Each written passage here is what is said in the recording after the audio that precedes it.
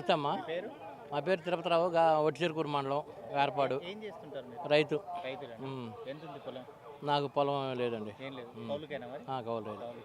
కౌలు తీసుకొని మీరు పొలం చేస్తున్నారంటే మరి ఎలా ఎలా గడుస్తుంది అనుకోవచ్చు? కౌలు చేస్తున్నాం, ఇబ్బందులు పడుతున్నాం.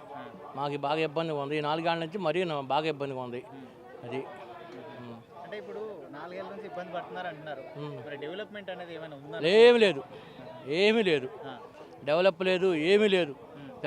మా పిల్లలు 2 ఉన్నారు.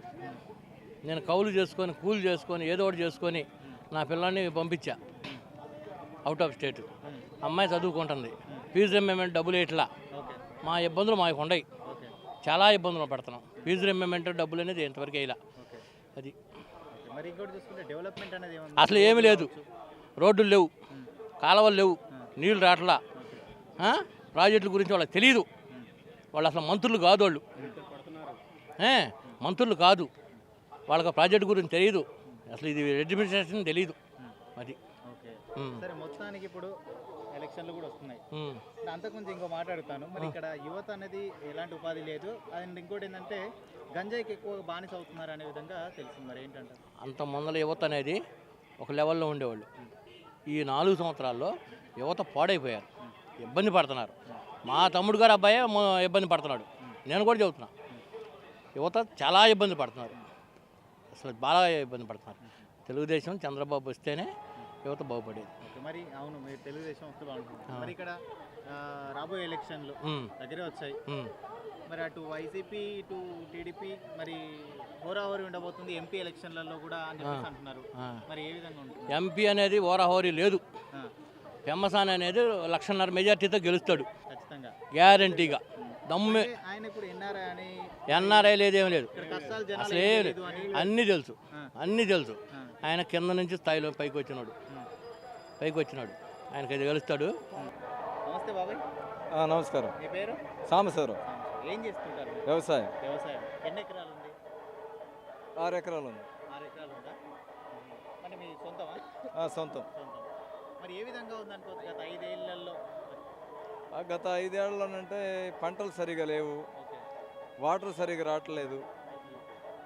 పోతేనేమో పథకాలు అంటమే కానీ పథకాలు ఏమి సరిగా ఎవరికి అందటం లేదు. ఈ పథకాల్లో కూడా కొంతమందికి వస్తున్నాయి, కొంతమంది రావటం లేదు. ఇప్పుడు పోతే గవర్నమెంట్ పరంగా చూస్తే అభివృద్ధి అనేది లేదు. సంక్షేమం అంటే ఎంతవరకు సంక్షేమం ఇచ్చుకుంటా పోతే గవర్నమెంట్ సంక్షేమం ఇచ్చుకుంటా పోతే రాష్ట్రం అభివృద్ధి కావాలంటే అభివృద్ధి కాదు కదా.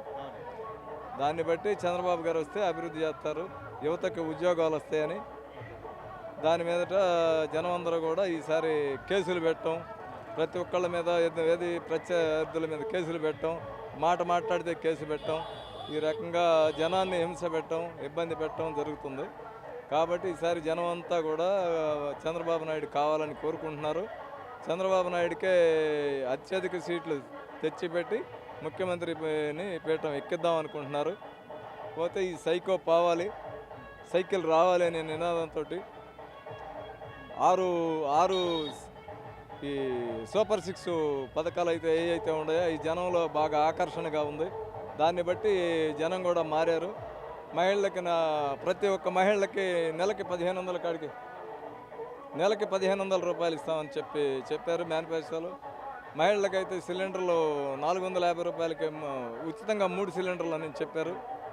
ఈ రకంగా చూసుకుంటా పోతే గత ప్రభుత్వానికి ఇప్పుడు వచ్చే ప్రభుత్వానికి అంతకుముందు చేసిన ప్రభుత్వానికి జనం కూడా గమనించారు, ప్రజలు గమనించి దాన్ని బట్టి ఇవాళ అత్యధిక మెజార్టీతోటి మన బోర్ల రామాంజనేయులు గారిని కనీసం 25,000 మెజార్టీతోటి గెలిపించే అవకాశాలు ఎక్కువ ఉన్నాయి. మరి ఇంకొకటి చూసుకుంటే ఇక్కడ మరి ఎంపీగా కూడా ఎవరు పోటీ చేస్తారు? ఎంపీగా పెమ్మనేని చంద్రశేఖర్ పోటీ చేస్తున్నాడు. చంద్రశేఖర్ అయితే ఇక కిలారి రోసి ప్రత్యర్థిగా ఉన్నాడు. కిలారి రోసికి వణుకు పుట్టేసి ఆల్రెడీ సజ్జలతో చెప్పేశాడు, నేను మానుకుంటాను అని చెప్తే నువ్వు మానుకోవద్దు, నేను జగన్ గారితో మాట్లాడతాను, జగన్ రెడ్డితో మాట్లాడి ఏదో ఒకటి చేద్దామని చెప్పాడు.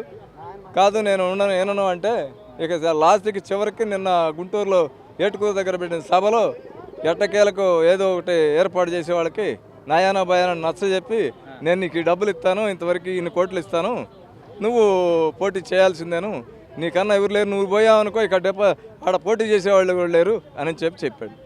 అది జరిగింది.